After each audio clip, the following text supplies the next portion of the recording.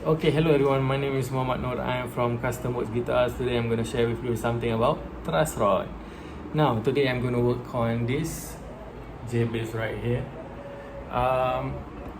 Okay, the reason why I want to touch on truss rod is because sometimes people do not know the limitation of the truss rod. They have an idea how it works, but when the mistake is already being made, then it's a bit too hard for you to actually reverse the damage itself. So this will be an overview.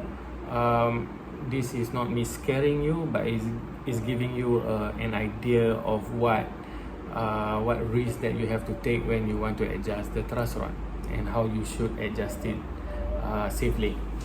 Okay, good. Now, what is a truss rod? Basically, a truss rod is a kind of rod which adds load to the neck itself. It adds stability. That one is one thing. Second thing is, of course, the main idea is actually to adjust the playability of the neck itself. So i.e. is bringing the strings either further away from the fretboard or closer to the fretboard, depending on what outcome you want. Okay, that one is one thing. So that is truss rod. Okay, so the main ways that you want to adjust the truss rod is with the tools. Sometimes you may need something like this. This is a Stomach Fender truss rod tool.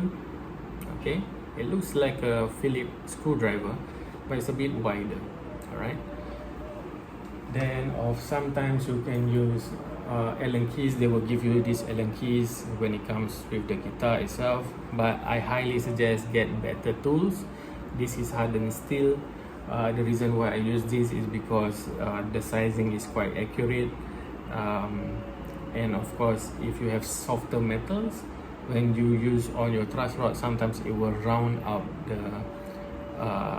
the adjustment point itself. So this will eliminate a lot of these issues. I've done it, so this is my advice. All right, get better tools. Okay, good. Now, when you want to adjust the rod, take note that there is limitations, and there is certain times whereby you need to really stop and think ahead of what you want to do. Typically, when I do my setups, I will see the guitar, then I will think at least 3 steps ahead to gauge or to see, oh, this is what's going to happen to the neck. Meaning, I foresee it to happen before I do the adjustment. All right.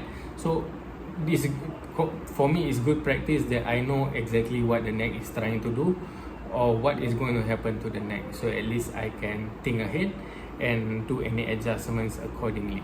All right. So that is one thing. Second thing is this: most of the time, when you want to turn the truss rod, you do not want to turn more than one full turn. The adjustment should be minute. There's minor adjustment and there's major adjustment. So minor adjustment meaning you turn 1/8 or 1/4 of a turn, okay, at a time or maximum. All right, depending on what manufacturers of the guitar that you're working on. All right.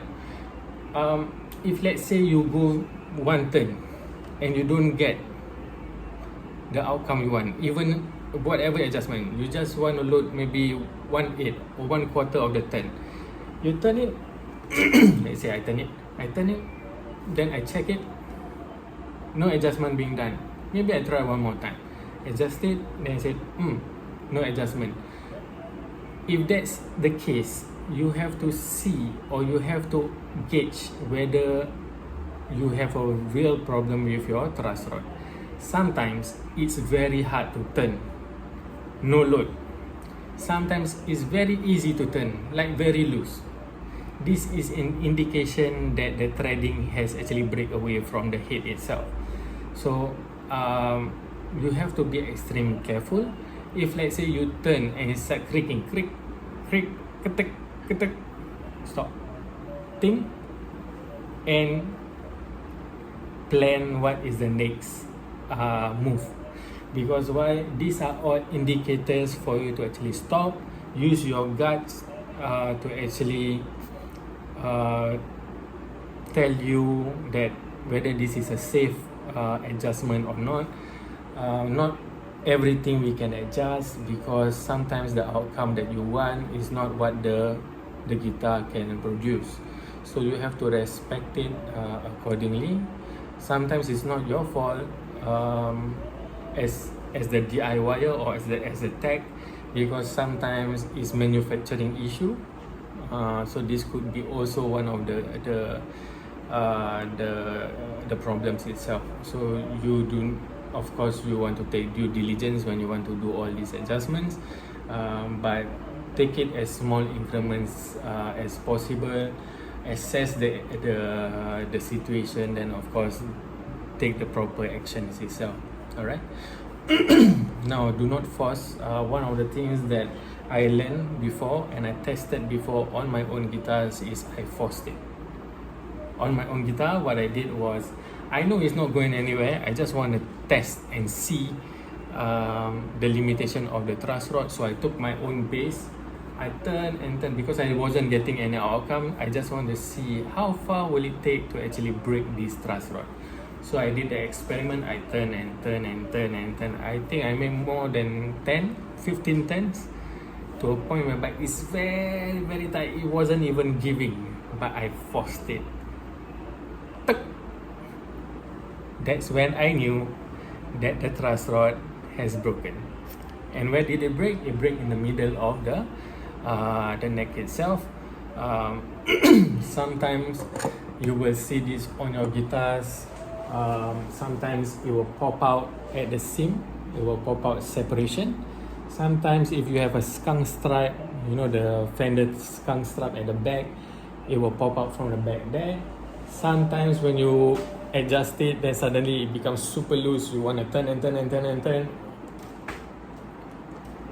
and you cannot make any adjustment. That is one of the ways to tell if you have broken your truss rod itself. So of course, know the limitation of the instrument itself, but don't force it.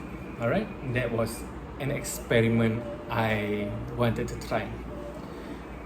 Okay, it might be scary, but don't worry, it's relatively safe for you to actually adjust it if you have the proper tools. Just remember, 1/8 to 1/4 of a turn at each time in any direction.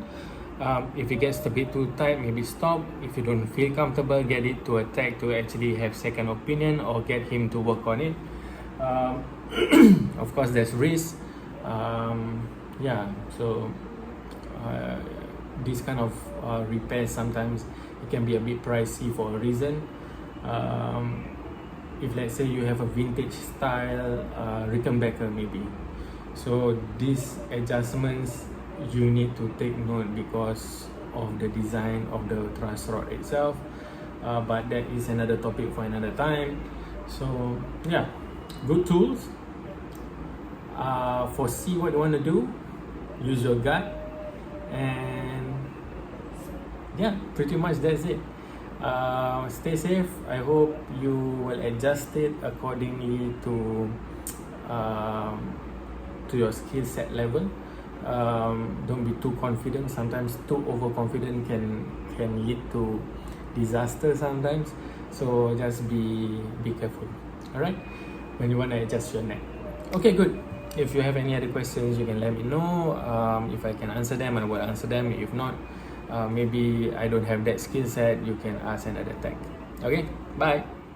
Okay, so if you like the video, don't forget to subscribe. If you have any questions, don't forget to WhatsApp me or leave a comment below. I see you soon. Bye.